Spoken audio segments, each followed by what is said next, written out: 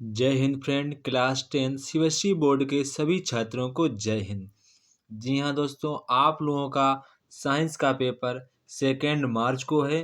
तो यहाँ पर आप लोग इस सैम्पल पेपर को तैयार करेंगे, क्योंकि ये सैम्पल आपकी बोर्ड परीक्षा के लिए मोस्ट इम्पॉर्टेंट है। क्योंकि मैंने इसमें वही क्वेश्चन रखे हैं जो कि आपकी परीक्षा में लगातार 10 ईयर से जो लगातार क्वेश्चन आए हैं, वही मैंने यहाँ पर क्वेश्चन रखे हैं। तो इन सभी क्वेश्चन को आप तैयार कर लेंगे तो यहाँ आप लोग 80 में आप 70+ का स्कोर तो ऐसे ही कर लेंगे। तो यहाँ पर आप वीडियो को पूरा देखें। अगर वीडियो पर नए हो तो वीडियो को लाइक और सब्सक्राइब अवश्य करें। यहाँ पर सबसे मोस्ट इम्पॉर्टेंट बात है कि आप अपना पेपर हमें इस नंबर पर भेज सकते हैं, क्योंकि हम आप लोगों का जो पेपर का हल होगा वो जल्द से जल्द अपलोड कर देंगे। तो आप लोग अपना पेपर मुझे इस नंबर पर भेज दीजिएगा, तो यहाँ पर आपको इसका पूरा हल दे देंगे। तो यहाँ पर नंबर को सेव कर लें, अपने कहीं ना कहीं इसको नोट कर लें। तो यहाँ पर हमारा सैंपल नंबर यहाँ पर 4 है। इससे पहले मैंने 3 सैंपल पेपर अपलोड कर दिए हैं, उनको आप जाकर देख सकते हैं। तो यहाँ पर हमारा पेपर 80 नंबर का होता है और आपकी जो टाइमिंग होती है वो आपकी 3 घंटे की टाइमिंग होती है। तो यहाँ पर सबसे पहले आपको परीक्षा में सेक्शन ए में मल्टीपल चॉइस क्वेश्चन देखने को मिलते हैं। अगर आप हमारे वीडियो पर नए हैं तो वीडियो को प्लीज़ लाइक और सब्सक्राइब शेयर अवश्य करें, क्योंकि आप लोग वीडियो को देखते हैं पर सब्सक्राइब करना भूल जाते हैं। तो आप अभी से जल्दी से कर लें सब्सक्राइब, क्योंकि आपके जितने नेक्स्ट पेपर होंगे आपको यहाँ पर उसके सैम्पल पेपर लगातार मिलते रहेंगे। यहाँ पर अभी आपका पेपर 2 मार्च को है, तो मैं लगभग आपको 4 या 5 सैम्पल पेपर कन्फर्म अपलोड कर दूंगा, जिससे आप लोग पढ़कर अपनी अच्छी तैयारी कर सकते हैं। तो यहाँ पर जैसे कि हमारा पहला क्वेश्चन कह रहा है कि zinc pieces were placed in each of the 4 test tube containing different salt solution as shown below. तो यहाँ पर आपको नीचे फिगर दिया गया है। यहाँ पे क्या पूछ रहा है कि 4 test tube containing different salt solution are shown. तो यहाँ पर क्या होगा, यहाँ पर हमारा करेक्ट ऑप्शन होगा ऑप्शन नंबर बी वाला, जो हमारा होगा option number B. Option number B वाला यहाँ पर हमारा इसका करेक्ट ऑप्शन होगा। क्यों करेक्ट ऑप्शन होगा, क्योंकि आप लोगों को पता है कि जिंक की जब क्रिया हम फेरस सल्फेट से कराते हैं, किससे कराते हैं, फेरस सल्फेट से कराते हैं। तो यहाँ पर हमारा क्या बनता है, जिंक SnO4 और प्लस Fe। ठीक है। इसके बाद नेक्स्ट रिएक्शन एक और होती है, वो यहाँ पर हमारी रिएक्शन होती है Zn plus CuSO4 copper sulphate. तो यहाँ क्या बन जाएगा हमारा ZnSO4 प्लस Cu। तो ये रिएक्शन बन जाएगी, इसीलिए हमारा यहाँ पर ऑप्शन नंबर बी वाला सही जवाब है।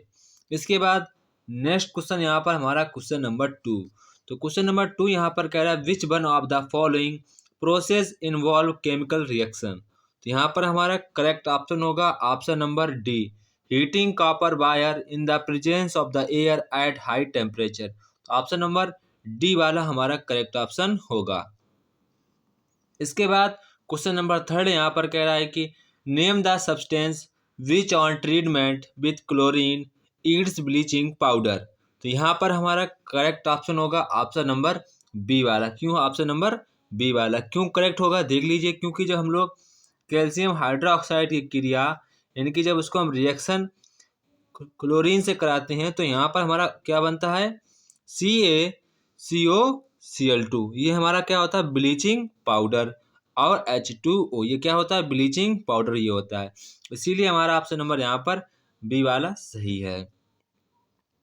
इसके बाद नेक्स्ट क्वेश्चन यहाँ पर हमारा question number 4, which of the following gas is used in welding and cutting metals. तो यहाँ पर हमारा करेक्ट ऑप्शन होगा ऑप्शन नंबर बी, इथाइन। इसको आप काफ़ी इंपॉर्टेंट क्वेश्चन मानेंगे। ये क्वेश्चन हमारी बोर्ड एग्जाम के लिए मोस्ट इंपॉर्टेंट है, तो इस क्वेश्चन को आप ध्यान रखिएगा। ऑप्शन नंबर बी वाला यहाँ पर हमारा करेक्ट ऑप्शन होगा। इसके बाद नेक्स्ट क्वेश्चन यहाँ पर हमारा है question number 5, a metal is heated with dilute H2SO4, the gas involved is collected by the method shown in the figure. Answer the following question based on it. Name the gas involved। मतलब कि यहाँ से gas कौन सी involve की जा रही है। तो यहाँ पर हमारा करेक्ट आंसर क्या होगा, H2S का होगा। H2S यहाँ पर हमारा इसका करेक्ट ऑप्शन होगा। इसके बाद नेक्स्ट क्वेश्चन यहाँ पर हमारा क्वेश्चन नंबर 6। तो क्वेश्चन नंबर 6 यहाँ पर कह रहा है before keeping any eatables in the jar Riya always keeps anhydrous CaCl2 in the bottle too. तो यहाँ पर जो हमारा करेक्ट ऑप्शन होगा वो यहाँ पर हमारा ऑप्शन नंबर बी वाला करेक्ट ऑप्शन होगा, टू एब्जॉर्ब मॉइस्चर, यानी कि ऑप्शन नंबर बी वाला हमारा करेक्ट ऑप्शन होगा। इसके बाद question number 7, which of the following is the correct representation of electron dot structure of nitrogen. तो यहाँ पर हमारा करेक्ट ऑप्शन क्या होगा, मतलब कि यहाँ से आप लोगों को नाइट्रोजन की स्ट्रक्चर पूछ रहा है। तो यहाँ पर हमारा ऑप्शन नंबर सी वाला करेक्ट ऑप्शन होगा। कौन सा होगा, सी वाला। इसके बाद नेक्स्ट क्वेश्चन यहाँ हमारा question number 8, in the given figure is a demonstration of an experiment to show that carbon dioxide is essential for photosynthesis. What is the substance as kept in watch glass? तो यहाँ पर आपको well jar दिया गया है, इसके अंदर रखा गया है watch glass containing substance x. तो यहाँ पर हमारा करेक्ट ऑप्शन क्या होगा, option number D potassium hydra oxide. क्या होगा, पोटेशियम हाइड्रा ऑक्साइड। इसके बाद नेक्स्ट क्वेश्चन यहाँ पर हमारा क्वेश्चन नंबर 9।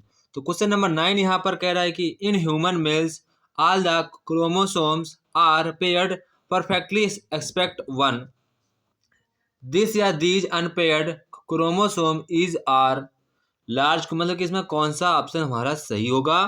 तो यहाँ पर हमारा ऑप्शन नंबर यहाँ पर 3rd वाला ऑप्शन सही होगा और यहाँ पर हमारा ऑप्शन 4 वाला भी सही होगा। तो इसके हिसाब से हमारा ऑप्शन नंबर सी वाला नहीं, यहाँ पर हमारा ए वाला ऑप्शन करेक्ट होगा। कौन सा ऑप्शन करेक्ट होगा, ऑप्शन नंबर ए वाला, 3rd एंड 4th। मैंने बोला ये सही है, तो 3rd एंड 4th वाला हमारा करेक्ट ऑप्शन होगा। इसके बाद यहाँ पर कह रहा है question number 10, select the barrier method of contraception among the following. तो यहाँ पर हमारा करेक्ट ऑप्शन होगा option number C cervical cap, यानी कि ऑप्शन नंबर सी वाला हमारा करेक्ट ऑप्शन होगा। इसके बाद क्वेश्चन नंबर 11। तो क्वेश्चन नंबर 11 यहाँ पर कह रहा है कि alternative forms of gene are called. तो यहाँ पर हमारा करेक्ट ऑप्शन क्या होगा, एलीलीज, यानी कि हमारा ऑप्शन नंबर डी वाला करेक्ट ऑप्शन होगा। इसके बाद क्वेश्चन नंबर 12 यहाँ पर कह रहा है how does a gaseous exchange take place in a woody plants. तो यहाँ पर हमारा जो इसका करेक्ट ऑप्शन होगा वो यहाँ पर हमारा लेंटिसेल्स, यानी कि ऑप्शन नंबर सी वाला करेक्ट ऑप्शन होगा।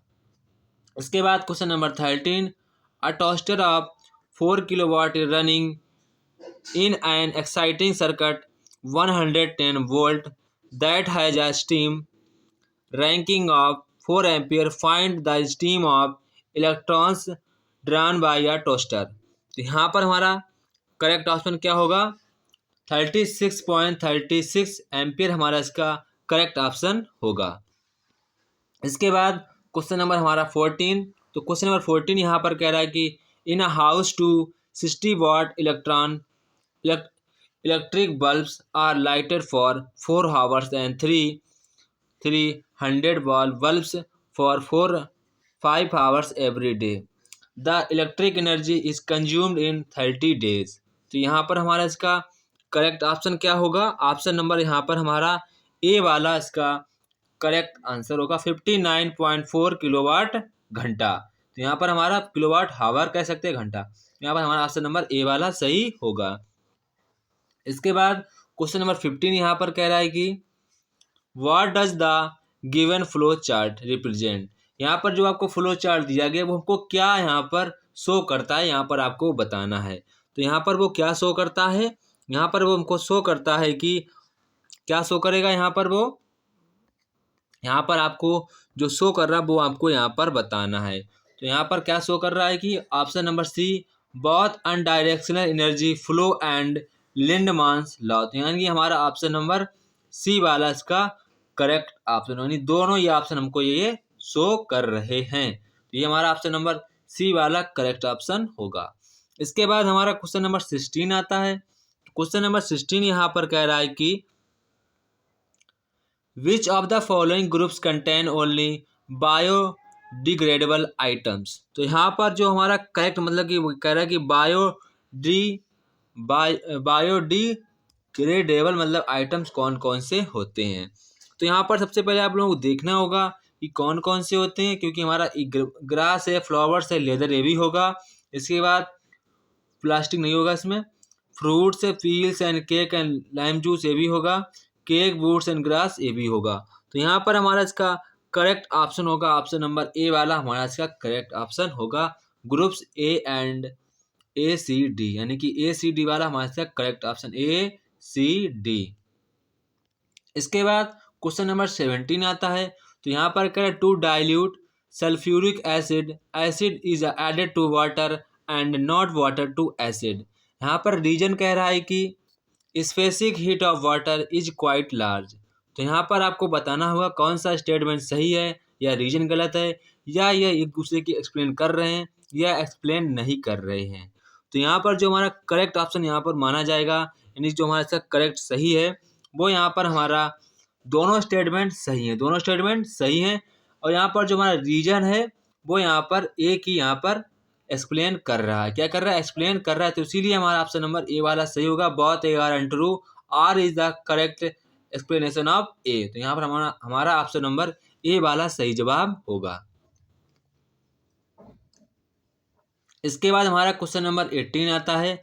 तो क्वेश्चन नंबर 18 कह रहा है कि multiple fission produce many daughter cells simultaneously. यहाँ पर रीजन दिया गया multiple fission occurs during favourable condition. तो यहाँ पर आपको वही बात बतानी है जो मैंने इससे पहले बोली थी। तो यहाँ पर हमारे से जो इसका जो हमारा करेक्ट आंसर होगा वो यहाँ पर हमारा ऑप्शन नंबर सी वाला इसका करेक्ट ऑप्शन होगा। सी वाला, कौन वाला? सी वाला हमारा इसका करेक्ट ऑप्शन होगा। इसके बाद क्वेश्चन नंबर 19। तो क्वेश्चन नंबर 19 यहाँ पर वही सेम क्वेश्चन है, स्टेटमेंट बेस्ड क्वेश्चन आते हैं। तो ये आपके लिए काफ़ी इंपॉर्टेंट हो जाते हैं और काफ़ी यहाँ पर हार्ड भी हो जाते हैं। यहाँ पर आप लोगों को इनको कई ध्यान तरीके से पढ़ना है पेपर में, ताकि आपसे गलती ना हो। When a charge particle moves a perpendicular to magnetic field that then its kinetic energy and movement gets affected. Force does not, यहाँ पर रीजन दिया गया force does not change velocity of charge particle. तो यहाँ पर हमारा इसका correct option होगा, मतलब कि यहाँ पर जो हमारा स्टेटमेंट दिया गया वो फॉल्स है, और यहाँ पर जो हमारा हमको वो दिया गया रीजन, वो हमारा रीजन यहाँ पर ट्रू है। तो यहाँ पर हमारा ऑप्शन नंबर डी वाला सही होगा। इसके बाद क्वेश्चन नंबर 20। तो क्वेश्चन नंबर 20 यहाँ पर कह रहा है कि trophic levels are form by only plants. यहाँ पर रीजन दिया गया है food chains and webs are form due to linked organism on the basis of the nutrition. तो यहाँ पर आपको रीजन स्टेटमेंट दिए गए, तो आपको वही बात बतानी है जो मैं पिछली से बोल चुका हूँ। तो यहाँ पर जो हमारा इसका करेक्ट ऑप्शन होगा, यहाँ की देखिए trophic cells are form by only plants, तो ये हमारा गलत हो गया। और यहाँ पर जो आपको रीजन दिया गया है वो हमारा रीजन एकदम से सही रीजन है। तो इसीलिए हमारा ऑप्शन नंबर डी वाला से करेक्ट ऑप्शन होगा, डी वाला, A is false but R is true. इसके बाद यहाँ पर हमारा सेक्शन बी आता है। तो सेक्शन बी में आप लोगों को इसके कम से कम शब्दों में आंसर लिखना है, वरना आप अधिक से अधिक शब्दों में आंसर लिखेंगे तो यहाँ पर आपके इसके सभी आंसर छूट भी सकते हैं। तो इसको आपको ध्यान रखना है, आप इसको कम से कम शब्दों में लिखने का प्रयास करेंगे, ठीक है। कम से कम शब्दों में आपको इसके आंसर लिखने होते हैं। तो यहाँ पर सबसे पहले हम क्वेश्चन पूछा गया है कि unsaturated hydrocarbons contain multiple bonds between two C atoms and so addition reaction give test to distinguish ethene from ethane. तो इसको आपको ईथेन फ्रॉम ईथेन प्राप्त करना, तो वो आपको इसकी एक रिएक्शन लिखनी होगी। तो यहाँ पर हम रिएक्शन लिखेंगे, आप वैसे लिख लेंगे। तो यहाँ पर जो हमारी इसकी रिएक्शन होगी वो रिएक्शन ये होगी C2 double bond CH2 double bond CH2 plus bromine आप बैरो लगाएंगे। इसके बाद आपको लिखना होगा CH2 bromine single bond CH2Br। तो ये आपको ऐसे लिखना होगा। फिर आप नीचे ये भी लिख देंगे ethane is a saturated hydrocarbon and can not show this test it burns with a clear flame where areas unsaturated hydrocarbons burn with yellow flame। And lots of black smoke. तो ये आपको नीचे लिख देना है। इसके बाद नेक्स्ट यहाँ पर कह रहा है कि आप लोगों को ड्रा द फ्लो चार्ट आपको यहाँ पर बनाना है। ड्रा द फ्लो चार्ट, तो हम आपको इसका फ्लो चार्ट शो कर रहे हैं, वो आपको यहाँ पर दिखा दे रहे हैं कि किस प्रकार से आप लोगों को फ्लो चार्ट मतलब कि बनाना है। तो अभी आपको हम दिखा रहे हैं, उसको देख लेना है किस प्रकार से फ्लो चार्ट बनेगा। तो यहाँ पर आप लोगों के सामने फ्लो चार्ट शो हो चुका है कि आपको किस प्रकार से फ्लो चार्ट बनाना है। यहाँ मैंने बाकायदा आप लोगों के लिए बना दिया है, तो आप इसको ऐसे ही बना लेंगे, ठीक है। अब हम लोग बढ़ते हैं अपने क्वेश्चन नंबर 23 की ओर, ठीक है। हमारा क्वेश्चन नंबर कौन सा था? क्वेश्चन नंबर ये हमारा था 22। अब हम लोग बढ़ेंगे 23 की ओर। आप लोग इसका जल्दी से ले लेंगे स्क्रीनशॉट, इसको फिर आप लोग याद कर लेंगे। इसके बाद नेक्स्ट क्वेश्चन यहाँ पर हमारा क्वेश्चन नंबर 23। तो यहाँ पर क्वेश्चन नंबर 23 कह रहा है what is the significance of emulsification of fats. इसके बाद और में यहाँ पर कह रहा है कि how is the small intestine digest, मतलब कि design to absorb digest food. तो आपको यहाँ पर डिजाइनिंग इसकी मतलब कि बतानी है कि वो किस प्रकार से फूड को डाइजेस्ट करता है, ठीक है। इसके बाद आप इसका आंसर खुद से लिखना, मतलब कि आपको सिग्निफिकेंस आपको बताना होगा। इसके बाद यहाँ पर हमारा क्वेश्चन नंबर 23 हो गया है, तो 23 का और वाला भी हमने पढ़ दिया। इसके बाद हमारा क्वेश्चन नंबर है 24। कौन सा क्वेश्चन है? Question number 24। यहाँ पर आप लोगों को इसके जो आंसर हैं वो हम आपको एक साथ दिखा देंगे वीडियो के अंत में। वीडियो के अंत में आपको सभी के सलूशन मिल जाएंगे, तो खाली अभी आपको यहाँ पर क्वेश्चन ही क्वेश्चन पढ़ने हैं, फिर आपको यहाँ पर बाद में सभी के सलूशन मिल जाएंगे। तो यहाँ पर आपको घबराना नहीं है कि किसका क्या वो हल होगा, यहाँ पर आपको वीडियो के अंत में सभी के हल आपको बता देंगे। तो यहाँ पर हमारा क्वेश्चन कह रहा है question number 24, an object 3 centimetre height is place 20 centimetre from convex lens of focal length 12 centimetre, find the nature of position and height of the image. इसका आंसर हम लोग देखते हैं, आंसर क्या होगा। इसके बाद यहाँ पर आप क्वेश्चन नंबर 23 का हल देख सकते हैं, इसके बाद यहाँ पर आपको और वाला भी दिख रहा होगा, और वाला मैंने किस प्रकार से लिखा है। इसके बाद नेक्स्ट यहाँ पर हमारा क्वेश्चन नंबर 24। तो क्वेश्चन नंबर 24 आपने देख लिया है कि मैंने किस प्रकार से इसको सॉल्व किया है, आपने यहाँ पर देख रखा होगा। तो आपको सेम इसी तरीके से सॉल्व करना है, तो आप इसको सॉल्व कर लेंगे इसी तरीके से। अब हम लोग क्वेश्चन नंबर बढ़ते हैं अपने नेक्स्ट क्वेश्चन की ओर। इसके बाद यहाँ पर हमारा क्वेश्चन है क्वेश्चन नंबर 25 कह रहा है we do not clean ponds or lake but an aquarium need to clean regularly why. इसके बाद और कह रहा है कि what are the problems caused by non biodegradable waste that we generate. इसके बाद क्वेश्चन नंबर 26 कह रहा है what is a scattering of light, explain how to the colour of the scattered light depends on the size of scattering यहाँ पर ये लिखा है पार्टिकल्स। तो यहाँ पर आपको इसका आंसर और वाले का आंसर क्वेश्चन नंबर 26 का आंसर आपको अभी हम शो कर रहे हैं, इसको आपको देखना है किसमें क्या आंसर होगा। क्वेश्चन नंबर 25 का आंसर आपको यहाँ पर शो हो रहा होगा, तो यहाँ पर आपको इसी तरीके से इसके आंसर लिखना है। इसके बाद और वाला जो पूछा गया था और में, तो यहाँ पर आपको उसको इस प्रकार से लिखना होगा। इसके बाद आपको क्वेश्चन नंबर 26 का आंसर यहाँ पर शो हो गया है, जस्ट आपको ऐसे ही लिखना है, तो आपको यहाँ पर कोई भी नंबर नहीं काटेगा, इतना आपके लिए सफिशियंस होगा। अब हम लोग बढ़ते हैं अपने सेक्शन सी की ओर, उसमें हमारे क्या क्वेश्चन है देखते हैं। आप इसको वीडियो को ले लेंगे स्क्रीनशॉट, ताकि आपको यहाँ पर याद रहे। पहले आप लोग सेक्शन सी के सभी क्वेश्चन रीड कर लेंगे, फिर हम आपको बाद में इसके सभी आंसर शो कर देंगे। आपको घबराना नहीं है कि इसका आंसर क्या होगा, तो यहाँ पर आपको हम बाद में सभी आंसर शो कर देंगे। पहले आपको यहाँ पर क्वेश्चन सभी रीड कर लेने हैं। तो यहाँ पर हम लोग से पहले क्वेश्चन को एक एक के बाद एक रीड करते हैं, इसके बाद हम लोग सभी क्वेश्चन के आंसर देखते हैं। तो यहाँ पर हमारा क्वेश्चन नंबर 27 सेक्शन सी का hydrogen is not metal but it has been assigned a place in the reactivity series of metal, explain. इसके बाद क्वेश्चन नंबर 28 कह रहा है two ores A and B were taken on heating ore A gives CO2 where areas or B gives SO2 what steps will we you take to convert them into metals. इसके बाद और वाला यहाँ पर कह रहा है list in a tabular form of 3 chemical properties on the basis of the we can differentiate between metal and a non metal. इसके बाद यहाँ पर कह रहा है give reason for the following most metal conduct of electricity well. यहाँ क्या क्या कह रहा है, most metal conduct electricity well.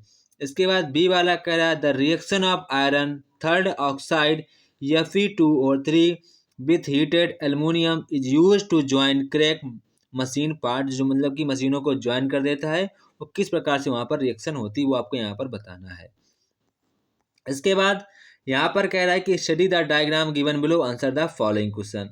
तो यहाँ पर आपको इसके मतलब कि नाम बताने, इसके क्या क्या नाम होंगे, तो यहाँ पर आपको इन सभी के नाम बताने हैं। तो आपको डायग्राम दिया गया है, तो यहाँ पर जहाँ पर हमारा पहला डायग्राम का नाम क्या होगा, नेसल कैविटी। क्या होगा, नेसल कैविटी। क्या होगा, नेसल कैविटी हमारा इसका आंसर होगा।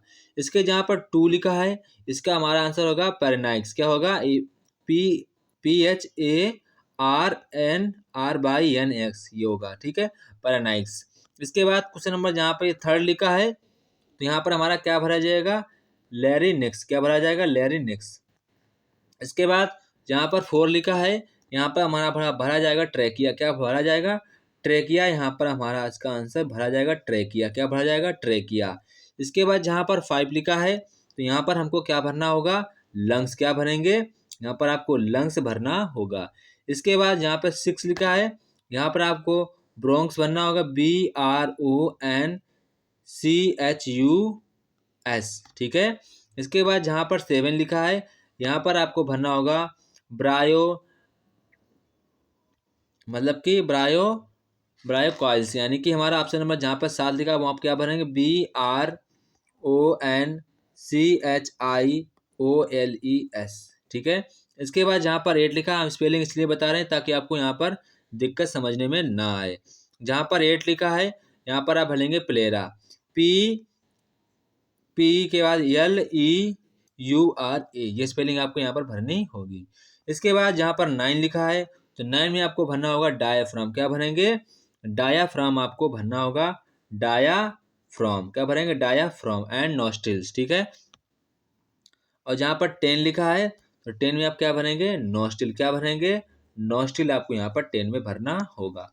तो इस तरह के हमारी सभी नेमिंग हो गई। ये नेमिंग आपके लिए काफ़ी इंपॉर्टेंट है, तो यहाँ पर आपको इसको ध्यान रखना है, ठीक है। इसके बाद क्वेश्चन नंबर 2 यहाँ पर कह रहा है कि आपने सभी के नाम तो दे दिए हैं, सभी के आपने नाम दे दिए। 2 वाला कह रहा है कि name all the parts in a sequence through which air from outside reaches the last part of lung. मतलब कि जब हम लोग सांस लेते हैं तो आपको बताने कि पहले हवा नाक पे आती है, फिर कहाँ जाती है, सारा कुछ आपको बताना होगा। तो पहले हमारी हवा कहाँ जाती है, नोस्ट्रिल में जाती है। कहाँ जाती है, नोस्ट्रिल में। फिर कहाँ पे जाती है, हमारी जाती है नेसल कैविटी में। कहाँ जाती है, नेसल कैविटी में जाती है। फिर हमारी जाती है पैरिनिक्स में जाती है। फिर हमारी जाती है लैरिनिक्स में जाती है। फिर हमारी जाती है ट्रेकिया में जाती है। फिर हमारी जाती है ब्रोंकी में जाती है। फिर हमारी जाती है ब्रोंकाइस में जाती है। फिर यहाँ पर हमारी एवोली में जाती है। किस में जाती है, एवोली। किस में जाती है, एवोली। तो ये हमारा एक प्रकार का इसका क्रम होगा, इसको आपको लास्ट में इसके आंसर देख लेने हैं। इसके बाद क्वेश्चन नंबर 3 यहाँ पर कह रहा है what is the structural and functional unit of lungs. तो यहाँ पर क्या होगा, यहाँ पर हमारा होगा एल्वोलियो। क्या होगा, एल्वियोली, यानी कि हमारा ये इसकी स्ट्रक्चरल इकाई होती है। बस आपका हो जाएगा, ये आपको यहाँ पर करना है। इसके बाद what important role in played by them, इसका भी आंसर आपको लास्ट में पता चल जाएगा। इसके बाद यहाँ पर क्वेश्चन नंबर 30 कह रहा है explain the Mendel's observation when he crossed homozygous tall capital T plant with the homozygous dwarf capital small t plant followed by self cross. इसके बाद क्वेश्चन नंबर 31 कह रहा है a student wants to project the image of candle flame on a screen 80 centimeter in front of micro by keeping the candle flame at a distance of 20 meter from its pole। तो यहाँ पर आपको इन सभी प्रश्नों के जवाब देने हैं, आप इसको पढ़ लीजिए स्वयं से ताकि आपको यहाँ पर कोई दिक्कत ना हो। इसके बाद हमारा क्वेश्चन नंबर 32 आता है। क्वेश्चन 32 कह रहा a wire of resistance 2 has been connected to a source of 50 watt volt as it to ends. What is the current flowing through a wire? इसके बाद नेक्स्ट क्वेश्चन कह रहा है an electric refrigerator rated 400 watt operates 10 hours per day. What is the cost of energy to operate it for 30 days at 3 रुपये पर kilo watt? तो यहाँ पर ये आपको बाद में इसका सोल्यूशन मिल जाएगा, तो आपको पहले क्वेश्चन पढ़ लेने हैं। इसके बाद यहाँ पर कह रहा है स्टडी द फॉलोइंग सर्किट, यानी कि आपको सर्किट को पढ़ना है, फिर आपको यहाँ पर इन सभी प्रश्नों के आपको यहाँ पर जवाब देने हैं। तो आप इसको पहले पढ़ लीजिए वीडियो को पॉज कर, फिर आपको इन सभी प्रश्नों के आपको हल शो कर रहे हैं। तो यहाँ पर आप सेक्शन सी के 27 का आंसर देख सकते हैं, आप 28 का भी आंसर देख सकते हैं, और आप यहाँ पर क्वेश्चन नंबर 28 का और भी देख सकते हैं, फर्स्ट सेकंड भी देख सकते हैं किस प्रकार से होगा। इसके बाद आप क्वेश्चन नंबर 29 का भी आंसर देख सकते हैं, मैंने किस प्रकार से बताया था। इसके बाद 29 का फर्स्ट का आंसर, सेकंड का आंसर यहाँ पे लिखा, ये फर्स्ट का लिखा है। तो यहाँ पर पहले जो हमारी वायु होती है यानी एयर होती है वो नॉस्ट्रिल में जाती है, फिर हमारी जाती है नेसल कैविटी में जाती है, फिर हमारी फाइनेक्स में जाती है, फिर हमारी जाती है लैरिंक्स में जाती है, फिर हमारी जाती है ट्रैकिया में, ब्रोंकी में, ब्रोंकियल्स में, एबोली में। तो ये आपका स्टेप वाइज आपको एयर ऐसे जाती है।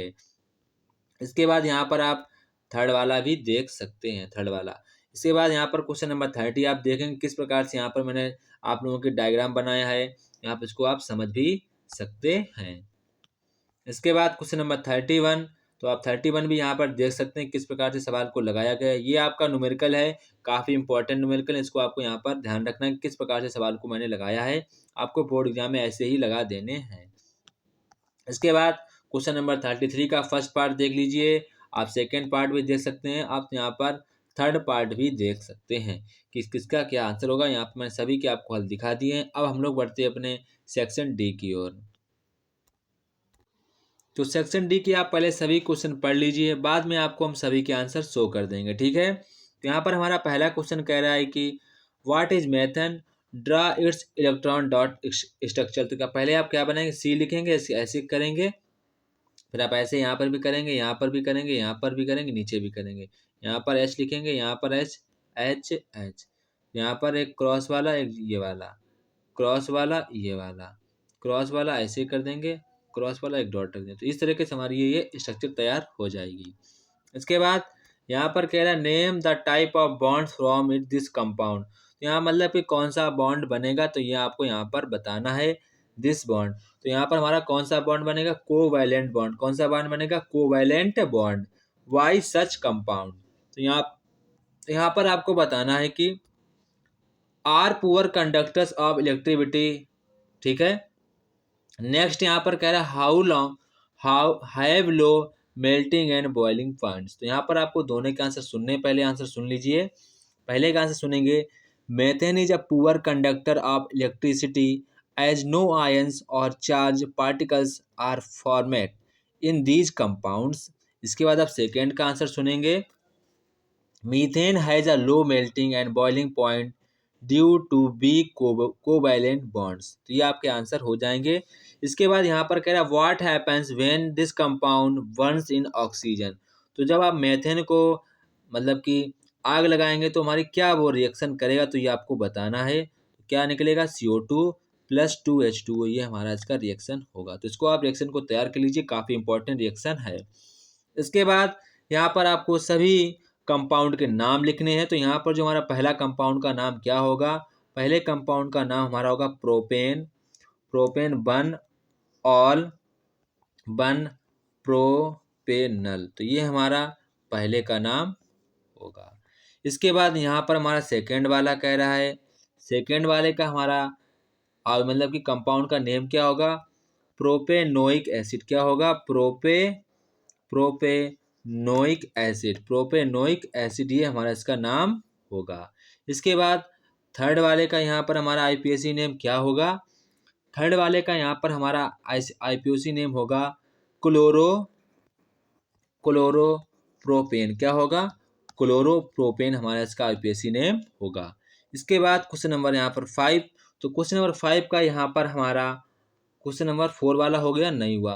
तो 4 वाले का हमारा आईपीएसी नेम क्या होगा, प्रोपेनल। क्या होगा, प्रोपेनल, क्योंकि यहाँ पर हमारा एल्डिहाइड का समूह जुड़ा है, तो यहाँ पर हमारा इसका प्रोपेनल हो जाएगा। इसके बाद प्रोपेनॉल, क्या सॉरी प्रोपेनॉल हो जाएगा। क्या हो जाएगा, प्रोपेनॉल। इसके बाद यहाँ पर हमारा 5, तो 5 में आपका यहाँ पर क्या होगा, 5 में आप लिखेंगे प्रोप, क्या लिखेंगे, प्रोप 1 इन और प्रोपाइन। आप इसको प्रोपाइन भी पढ़ सकते हैं। क्या पढ़ सकते हैं, प्रोपाइन आप भी लिख सकते हैं। आप ये भी लिख सकते हैं या ये भी लिख सकते हैं। इसके बाद 6 वाला यहाँ पर कह रहा है कि 6 वाले का आईपीएसी नेम क्या होगा, ब्यूटेन 2,1। तो यहाँ पर ये हमारा इसका आईपीएसी नेम हो जाएगा। इसके बाद यहाँ पर हमारा क्वेश्चन नंबर 35। तो क्वेश्चन नंबर 35 में आप लोगों को difference between of the following, तो यहाँ पर आपको डिफरेंस बताना है। ठीक है, आप पोलैंड मतलब कि आप एक पहले डिफरेंस बताएंगे। पहले आप डिफरेंस क्या लिखेंगे, एक तरफ लिखेंगे पोलैंड टेबल, एक तरफ आप लिखेंगे स्टाइल, आपको इसका डिफरेंस बताना होगा। इसके बाद यहाँ पर कह रहा है फिजन एंड अमीबा प्लाज्मोडियम। इसके बाद यहाँ पर कह रहा है फ्रैगमेंटेशन ऑफ रीजनरेशन। इसके बाद बड ऑफ हाइड्रा एंड ब्रायोफाइलम। इसके बाद vegetative progression and spore formation. इसके बाद यहाँ पर आपको कह रहा है और वाला give the diagram show the human nervous system. तो यहाँ पे कह रहा है give the diagram shows, given the diagram shows the human nervous system.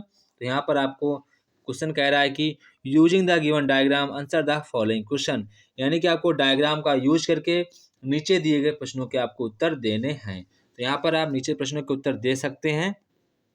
तो यहाँ पर हमारा पहला कह रहा है कि आप लोगों से, ये हमारा और में था, तो यहाँ पर पहला कह रहा है what is the constitutes of central nervous system. तो यहाँ पर हमारा इसका आंसर आप सुनेंगे, आंसर क्या होगा, the brain and spinal cord. क्या होगा, the brain and spinal cord. इसके बाद यहाँ पर कह रहा है what is the function of spinal cord. तो इसका आप आंसर सुनेंगे, the spinal cord is the spinal cord is concern with spinal reflex action and the conduction of nerves impulse to and from the brain। इसके बाद यहाँ पर आप third वाले का आंसर सुनेंगे, how is spinal cord protected, मतलब कि स्पाइनल कार्ड हमें किस प्रकार से सुरक्षा प्रदान करती है।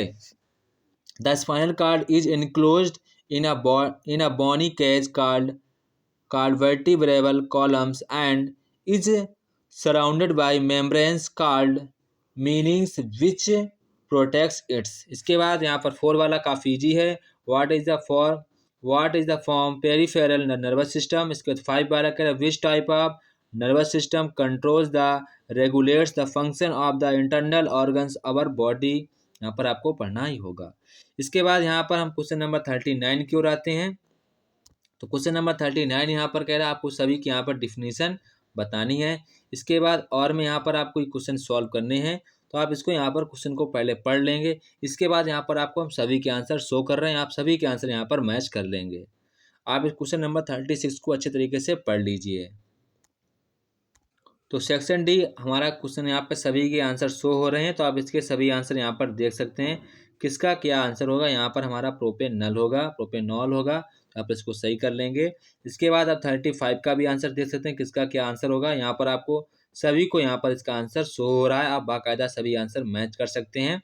जो आपको क्वेश्चन नहीं आए वो यहाँ पर आप उसको चेक कर सकते हैं। ठीक है, इसके आप सभी आंसर यहाँ पर देख लीजिए किस प्रकार से सवाल लगे हैं, उसका क्या आंसर होगा। इसके बाद यहाँ पर हमारा सेक्शन ई स्टार्ट होगा, तो हम लोग अब सेक्शन ई की ओर बढ़ते हैं। तो यहाँ पर हमारा सेक्शन ई स्टार्ट होता है, तो आप सेक्शन ई के पैराग्राफ पढ़ेंगे।